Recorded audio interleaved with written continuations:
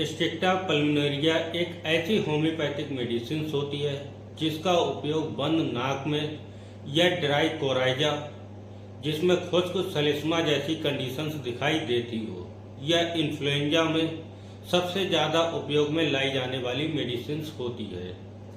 जब नाक से स्नीजिंग या रनिंग नोज की सिम्टम्स दिखाई देते हों, वहाँ पर इस मेडिसिन का उपयोग करते हैं। इस मेडिसिन का लेने का तरीका खाना खाने से आधे घंटे पहले या बाद में ले सकते हैं।